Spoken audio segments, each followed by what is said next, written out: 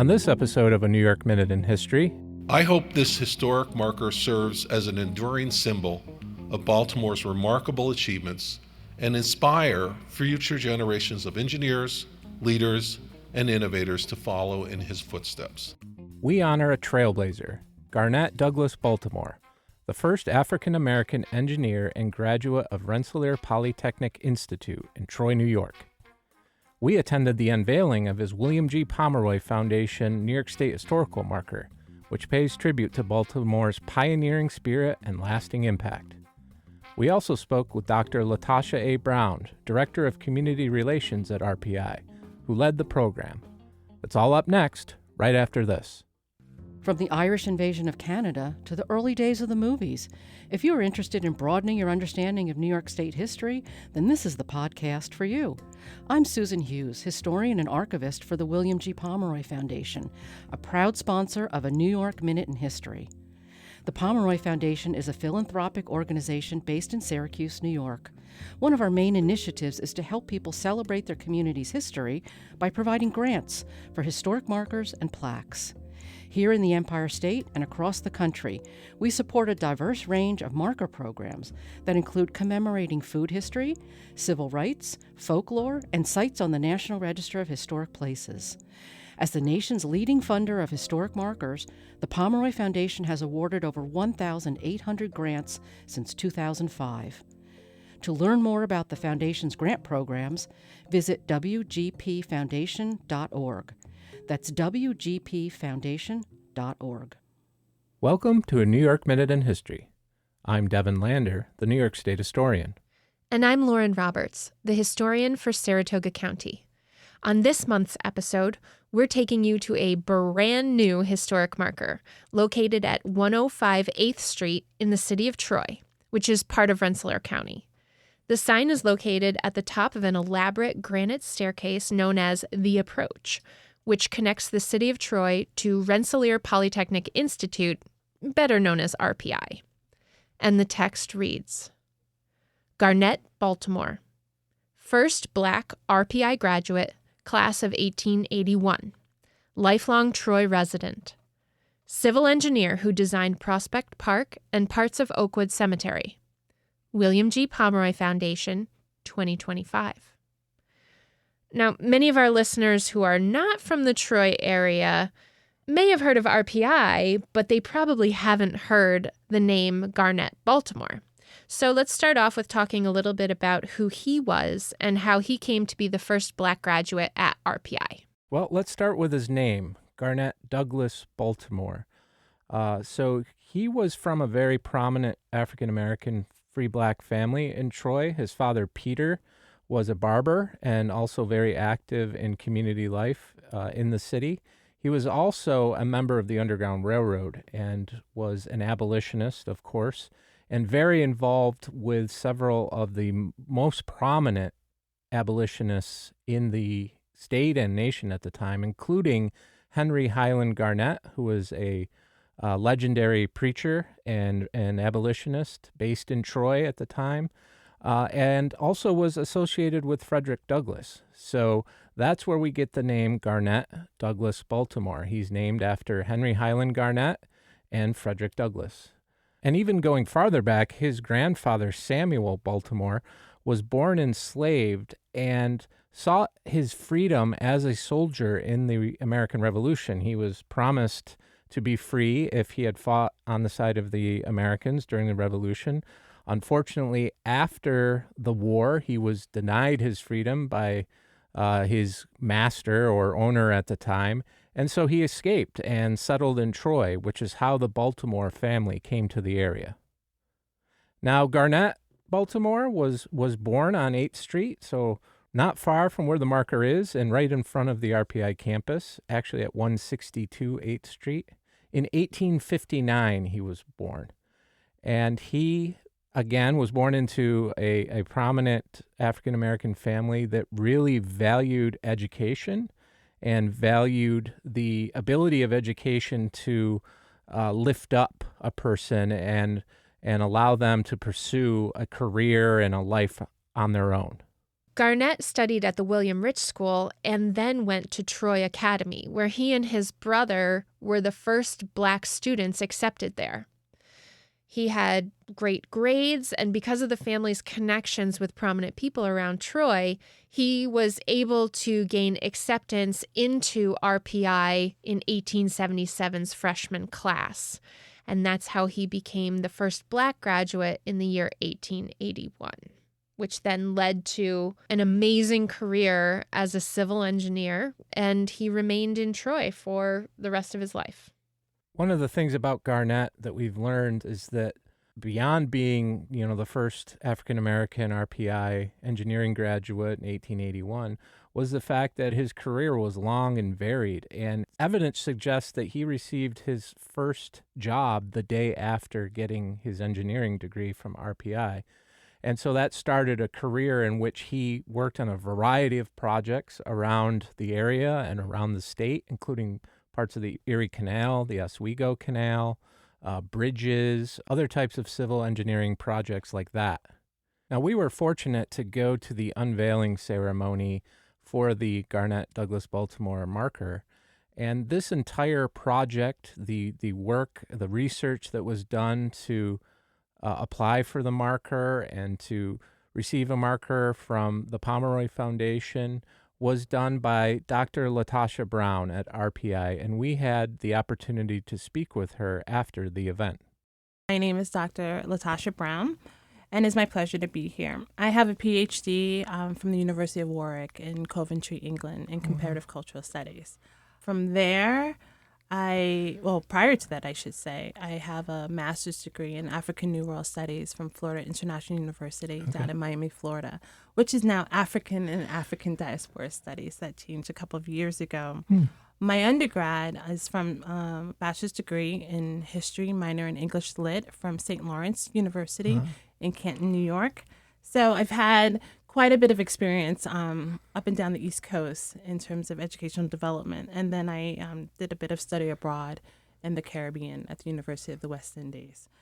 So throughout my career, I've had the privilege of learning and working across the U.S., the Caribbean, and the U.K. So I bring a particular perspective that is global to the work that I do right now at Rensselaer Polytechnic Institute as the Director of Community Relations within the Office of Community Relations and Communications. All right. Well, let's talk a little bit about Garnet Douglass Baltimore. When did you first become aware of Garnet Douglass Baltimore, and how did that whole interest that you have start? Yes. I started at Rensselaer Polytechnic Institute back in February of 2022. I was the director of the Office of Multicultural Programs at the time, and everyone was talking about the first African-American to graduate from RPI, Garnet Douglass Baltimore. And I'm like, oh, okay, neat. Most institutions has a first African-American. What year did he graduate? Most people did not know. Okay. And I was just like, oh. And I was just like, okay, I need to find this out. Just because it's the first, and knowing that RPI has been around for quite some time, since 1824, which we just celebrated the bicentennial. So I really wanted to sort of position him within sort of that historical moment. And so 1824, RPI is founded, and then he graduates in 1881. And I was just like, this is amazing, regardless of the fact of, putting the title or the adjective of him being a trailblazer. I'm like, that is just really interesting when you're thinking about the development of America and upstate New York and him working in a space that is not heavily filled with African Americans, right? And so that was like the journey. He was well connected, and I should say that his father was well connected. His father was part of the Underground Railroad, and so having the opportunity to be around sort of intellectuals at the time, black and white, being around affluent people, because Troy, New York, from my understanding, was filled with billionaires, right? And so he had the opportunity to excel, but also be very much in the midst of change and creating opportunities for a lot of people economically as well as socially. What was neat about him, and just in terms of his namesake, is that he was given the name after Reverend Highland Garnet and Frederick Douglass. And so if you think about these two individuals that carry such significance within American history, you have to expect for him to be brilliant in whatever he attaches himself to. He went on to the William Rich School for Colored Children in Troy. And then from there, he went to the Troy Academy, where he was there for 5 years with his younger brother. And then he was thinking about Harvard University. And then he decided to focus on STEM, as we call it now, and apply to RPI, Rensselaer Polytechnic Institute. And so that started his journey. But, thinking about physically where he was in Troy, he was right on 8th Street. And so RPI was right above. So every day he was engaging with that academic space very intentionally, but also just being a passerby the educational institution as it was being built out. The suspicion is that there was other African Americans, and I say other for a small number, right?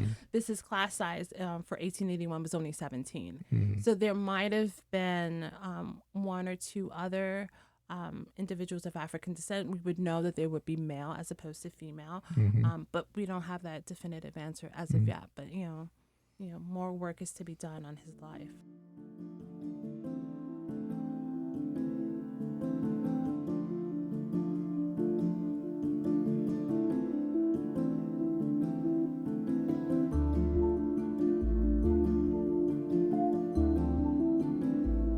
I wanted the marker just to sort of signify not so much that he went to RPI, but to really mark the year, because everybody knew his name, well known on campus at RPI, well known in the community, but to have that historical date that people can pass by and see constantly, that was really important. To have it at the approach, that really came later, but with regards to the foundation and the process, I was concerned about what region I was located in, right? So when is the deadline? Because I was already going into the archives at RPI and looking at the various maps, and then going down to the Hartcula, looking at their materials, looking at the materials online. But I didn't have a sense of what was his story. And so there was a lot of conversations that I was having with people that were intimately connected to his journey, that had documented in various ways, whether it's for political speeches for the the various presidents, or just kind of folklore in the community.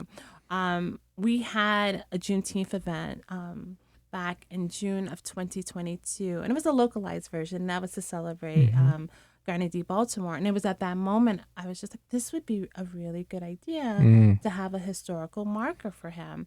And so I went onto the website. I missed the deadline. And then I was just like, okay, let me get this started. What is needed in terms of the primary and secondary sources? So I started to do a deeper dive in the archives at RPI and having conversations with Jennifer and Tammy, who were the archivists at the time. And then, it was everything from his academic records to what was he involved with in school in terms of extracurricular activities, because that shaped his worldview. Who else was in the class? Who was on the board of trustees? Because all of this is being shaped by the fact that he was the first. How did he get into this space, right? What was the political connection to the community and the capital region at large? And then knowing that his father was an affluent person in terms of not just, financial means, but also political connection, that played a role. But then I also wanted to know, did he have any writings for himself, right? And he didn't. There was a lot of newspaper clippings that I was able to come across up and down the country of him visiting. And, there's quite a bit in Black newspapers announcing his visits for obvious reasons, right? And then there was just a series of committees and councils that he was a part of in terms of being part of the community and volunteering, not just with RPI and the alumni network, but beyond that. And then I realized I needed to have his birth certificate, his death certificate, and then going down to Troy and getting those records, and then looking at the records of where exactly was his house, because that was the big challenge. Was it on the side of RPI? Did RPI, do they now own that property, or is it owned by the city? Because originally it wasn't going to be a marker just for him, but it was a marker at the location of where his house was located. Okay. And then I had a lot of conversations with Christy at the Pomeroy Foundation, and she was just like, if there's not a stone or anything left, you can't put the marker there. And so it was a series of brainstorming, like, so what is the real sort of draw between the campus remembering him and the community? And then you have Prospect Park, Right. Oakwood Cemetery, and then he's a true Trojan. And so it just seems fitting to have it at the approach, and then the history of the approach and the Rubin Foundation. It just all came together about a year later, because again, I missed the deadline. Wow. And then You have another job, though. Yeah, I had another job, right? But to me, it was the process of utilizing the skills that I acquired, as a result of getting my PhD. And then also not just looking at the race component, but like the cultural impact. How was he instrumental in creating community? And he was very much involved in community building and community change and providing access through his work as an engineer. And so that was the process. And then I think it was November, the end of November, beginning of December, I got notice that, I was awarded the Pomeroy Historical Marker Grant. Terribly excited.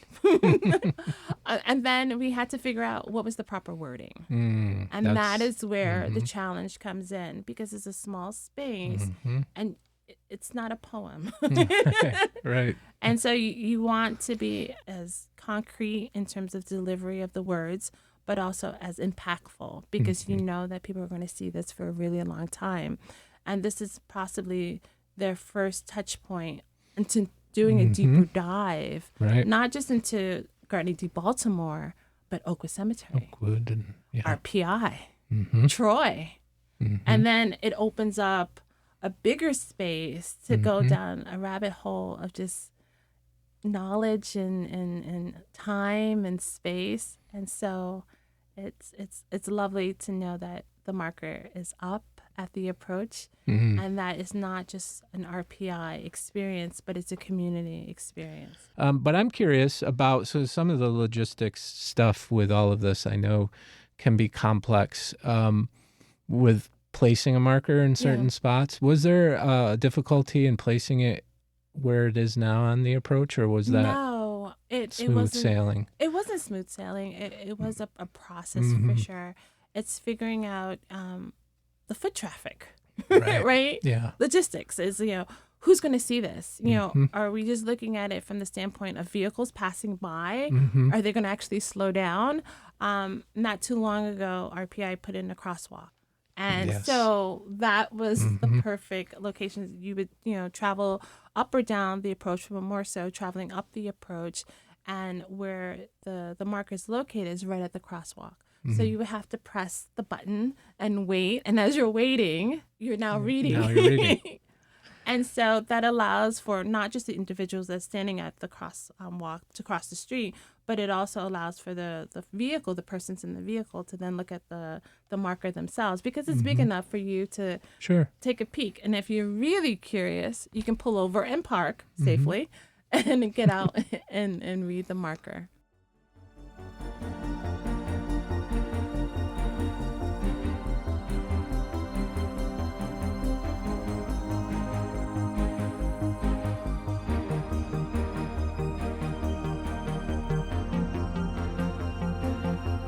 One of the attendees at the unveiling ceremony for the Garnet Baltimore marker was Bill Pomeroy, who is the founder of the William G. Pomeroy Foundation and also a graduate of RPI from the class of 1966.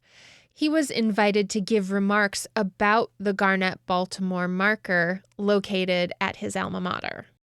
Thank you, folks, and I'm excited to be here today to celebrate the life and the legacy of Garnet Douglass Baltimore, an accomplished engineer, landscape designer, and RPI's first graduate. we're marking that legacy literally with this new historic marker funded by the foundation I started 20-some years ago. That foundation, like many meaningful things, came from a deeply personal place. My time at RPI from 1962 to 1966 taught me a lot about perseverance, problem solving, and purpose. But it was an unexpected leukemia diagnosis, AML, that gave me clarity on how I wanted to give back. With the odds stacked against me, I set out to create something that could help others long after I was gone. I focused first on expanding the bone marrow registry, especially for underrepresented communities. The goal? Give more patients, like me, a shot at a life-saving donor match. And I'm proud to say that our work has helped facilitate over 300 bone marrow transplants.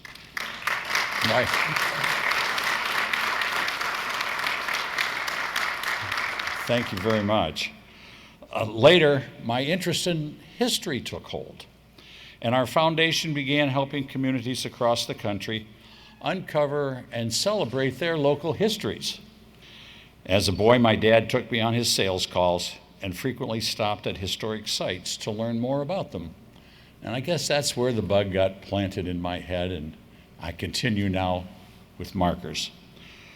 So when I learned that someone had proposed a marker for Garnet, Baltimore, and on the approach, no less, the one I remember as an ankle breaker from 1962, I was thrilled. It's a perfect spot, and thank you, Dr. Brown, for thoroughly documenting the facts for the marker and the backstory. Baltimore lived his whole life right here in Troy, likely right down here close to where the marker is today. The approach, physically and symbolically, connects the city of Troy to RPI. What better place to celebrate someone who embodied both? And Garnet Baltimore is not just celebrated here. His influence, really goes further than here. He helped design Oakwood Cemetery. His grandfather, Samuel Baltimore, a Revolutionary War patriot, is buried in Troy's Mount Ida Cemetery. Garnet likely became aware from family lore of patriots buried in both places.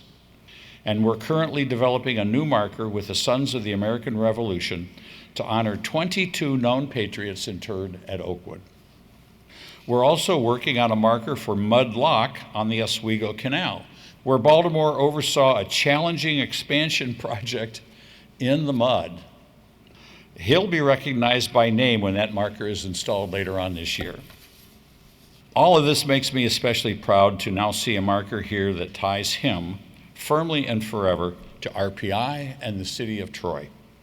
This marker will spark curiosities in passersby, pride in the community, and the inspiration of future generations who, like Baltimore, use their talents to make a lasting impact.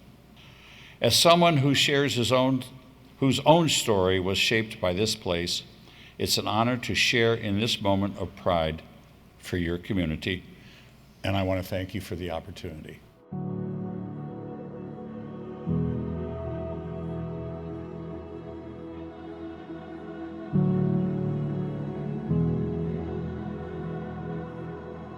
Now, much like one of his family's friends, Frederick Douglass, who, for his second marriage, married a white woman, Garnet Douglass Baltimore also married a white woman named Mary Lane, who he met doing a job on Long Island. Her family originated from Long Island, but they moved back to Troy to help further his career and keep his career going. And she was a strong advocate not only for equality for African American people, but also for women. She was known as a suffragist. And when we spoke to Dr. Brown, she talked about how she was able to track down Mary Lane's family and actually have representation from that family at the unveiling event. I reached out back in, I want to say it was 2016. If you look on the archival website for RPI, there was a thread of discussions that were going on. And there was a woman, she said that she was a descendant of Garnet D. Baltimore, like a great grandniece. And so I did a deep dive and, Googling and putting in her name in various websites and forums, and then even sending a follow-up to that thread. I presume she's still alive. She's about 66. And I've called, 4 different emails were available. I presume that they are still members of the family that are alive, but I don't have exact evidence to prove that. Obviously, with the Mary Lane family, they were here yesterday, and that is the Charles Martyr, who is the nephew, the great grandnephew of Mary Lane. And I found him through having conversations with several people, and then coming across his mother's announcement of her death. Oh, yes. okay. And so I read that, and then they had a listing of him along with his children and his, extended family members. And then I did a deeper dive. On a Sunday afternoon, I would never, forget that. I was sending out emails, looking at LinkedIn profiles and websites and reading additional articles. So I got in contact with several of individuals via email. And then I was hoping that somebody was going to reply back, but I didn't know how it was going to be received. Right. And so a few emails bounced back saying that their mailboxes were full. And I was just like, oh. And then one came, I want to say maybe 2 weeks later. And so he replied back, and he's just like, this is really interesting. I'm like, indeed, it is interesting. Right. And then he was telling me that he went to Bennington College in Vermont. So he used to pass through the area to go back down to Long Island. Okay. And so he was familiar within reason of RPI. Well, he knew RPI, but the area. And then he paused a bit, and then he reached out to the local librarian, archivist, and they did a little bit of research. And then they came back and was just like, let's talk a little bit more. And so I met Charles maybe 3 weeks ago, 2.5 weeks ago, via WebEx. And we had our discussion and sort of finalizing the details of this event and talking about, RPI and Mary Lane and what information is available. And then I reached out further to the librarian down on Long Island. And again, there is no primary information from them, right? Everything else is just secondary. And so it's taking these puzzle pieces and putting them together. And they weren't aware that she was up here. Wow. So they were being introduced to her and to Garnet Douglass Baltimore yesterday. But clearly, they did a little bit of research prior to our event, my event yesterday. But this was their introduction to that side of their family.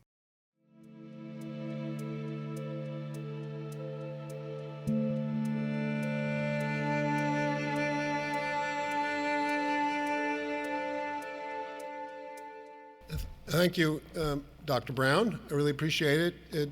If it weren't for you, we wouldn't be here. You literally dug us up, or rather figuratively dug us up. I don't be careful what I say here, talking about cemeteries, but thank you. I'm here, you know why I'm here, but I don't know, or how I'm here, but why I'm so excited to be here is because I am a landscape design horticultural person that's been doing it for 50 years with my wife, and later on my son Silas, who's right over here. It took him a little while, but he's come a long way. And I've also worked on Prospect Park in Brooklyn, Central Park in New York City, decommissioning Philip Johnson's Museum of Modern Art about 10 years ago when they renovated the place, took them out to the Botanical Garden. I've decommissioned Linden Circle in the Botanical Garden. I have built some things. I'm not just a decommissioner, but believe me, we moved giant trees. We moved one today to Connecticut with a police escort. It was a valuable tree. So anyway, I have a certain sympathy or empathy when I found out about my aunt's great aunt's husband, and so proud that he was part of the family.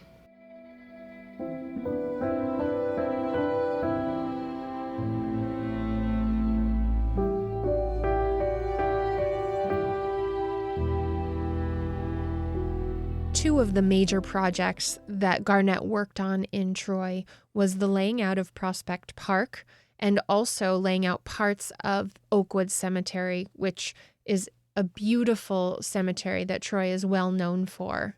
As part of the unveiling ceremony, attendees were treated to a tour of Oakwood Cemetery, which included mentions of several prominent people that were buried there, but also a tour through the areas that Garnet laid out, and also a stop at his grave and that of the grave of his wife, where there was a wreath-laying ceremony and a local pastor gave some moving remarks about the legacy of Garnet Baltimore. In addition, we stopped back at the chapel, and on display were maps from the early 1900s that Garnet Baltimore had actually laid out and signed. His original signature was on the maps, so it was a real treat to be able to see his actual presence in the cemetery on these maps as part of their archives.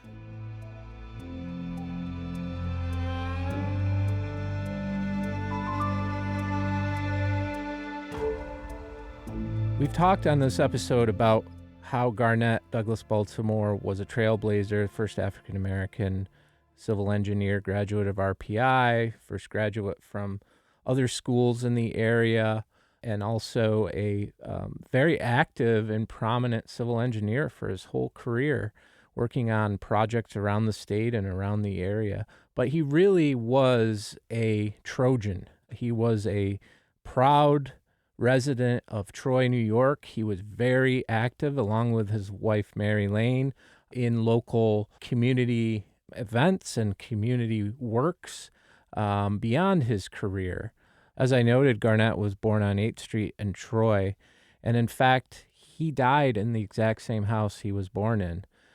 He died in 1946. He was 87 years old, and he was active as an engineer right up until the end of his life. So the location of the marker could not be better. It's located on 8th Street, as we said, which has also been renamed Garnet Douglass Baltimore Street in Troy.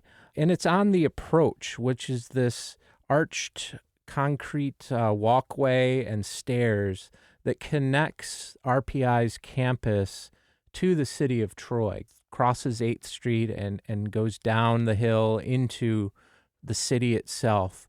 And no better place could have been picked to honor the legacy of Garnet Douglass Baltimore, who was himself a connection between the Institute and the city. RPI President Martin Schmidt reflected on this connection at the unveiling ceremony. It's a real pleasure to be here. We're gathering, of course, to unveil a significant tribute, a New York State historical marker dedicated to the pioneering spirit and lasting impact of Garnet Douglass Baltimore. And it's made possible by the William G. Pomeroy Foundation. And I'm deeply grateful that they're present with us today. Wonderful to see fellow alumnus Bill Pomeroy, and just delightful. It's also special that this marker will be placed at the approach, which is a site that's deeply embedded in the history of both Rensselaer Polytechnic Institute, but also the city of Troy. It's our gateway between the campus and the town. And to that note, before I continue, I want to extend my deepest gratitude to Mayor Carmela Mantello for joining us today. We're delighted with the partnership that we have with the city on so many fronts, and her continued dedication to preserving and celebrating the rich history of Troy is really inspiring, so thank you. I also want to take a moment to recognize and thank the members of the extended family of Garnet Baltimore's wife, Mary Lane, who are here with us today. Your presence is a meaningful reminder of the lasting connections between history, family, and community. Additionally, just thanks again to the foundation for their incredible work in recognizing and commemorating historic figures who have shaped our community. Their mission ensures that we never forget the contributions of individuals like Garnet Baltimore, who helped lay the foundation, both literally and figuratively, of the places we call home. Garnet Douglass Baltimore was not just a trailblazer. He was a visionary. As the first black graduate of RPI in 1881, I hadn't realized it was 100 years before I graduated from RPI, he forged a path in civil engineering that would leave a lasting mark on this city and beyond. His work, particularly his contributions to the design and preservation of Oakwood Cemetery, remains an enduring testament to his expertise and deep connections to Troy, the city where he was born and spent his life. Baltimore's legacy as a civil engineer, landscape designer, and lifelong Troy resident is a reminder of the importance of recognizing those whose work continues to shape our communities for generations. Here at RPI, we take great pride in our long and storied history of innovation and leadership in engineering, science, and technology. But our mission extends beyond technical achievements. We seek to make an impact in the communities we serve. Garnet Baltimore embodied this principle, bringing his technical expertise with a profound sense of civic responsibility. And the approach is a historic landmark that connects our campus with the city. And so in placing the plaque at the top of the approach, we're recognizing the bridge Baltimore created between engineering excellence and community development. This unveiling is not just about marking history, it is about learning from it. It is an opportunity for individuals of all ages to explore and appreciate the contributions of those who came before us. I hope this historic marker serves as an enduring symbol of Baltimore's remarkable achievements and inspire future generations of engineers, leaders, and innovators to follow in his footsteps.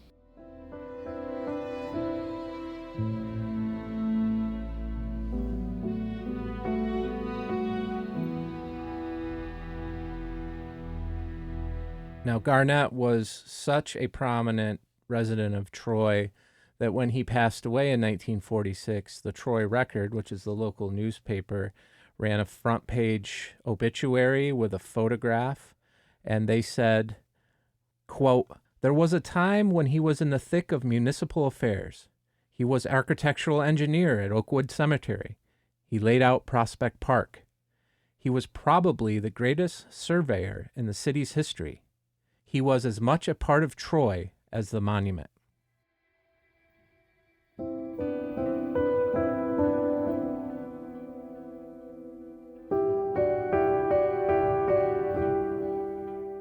With Garnet D. Baltimore, there is so much to still uncover about his life and providing a holistic view of who he was. I think at the moment it's very fragmented. Mm-hmm. I mean, we're getting better at looking at or positioning these puzzle pieces together, but there's just so much that can be discovered and sort of put out there for public consumption. And I think when you think about curriculum, local curriculum, and I know that you're part of that space, that becomes really important when we're thinking about how young people, particularly K through 12, but specifically K through 8, can feel a connection to their live and learning environment. And this is one example that they can say, he was a trailblazer. He wasn't a trailblazer in terms of being at the forefront and, of various movements or economic development in terms of benchmarking at different periods in time, but he was at the forefront of creating change and creating community. And we always need community.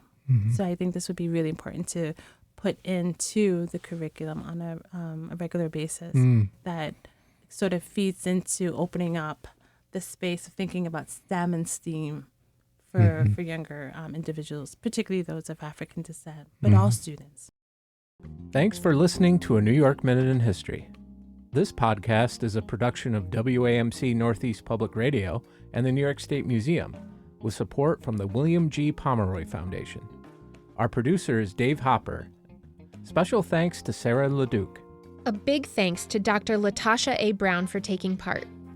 If you enjoyed this month's episode, Make sure to subscribe on your favorite podcast platform and share on social media. To learn more about our guests and the show, check us out at wamcpodcasts.org. We're also on X and Instagram at NY History Minute. I'm Devin Lander. And I'm Lauren Roberts. Until next time, Excelsior.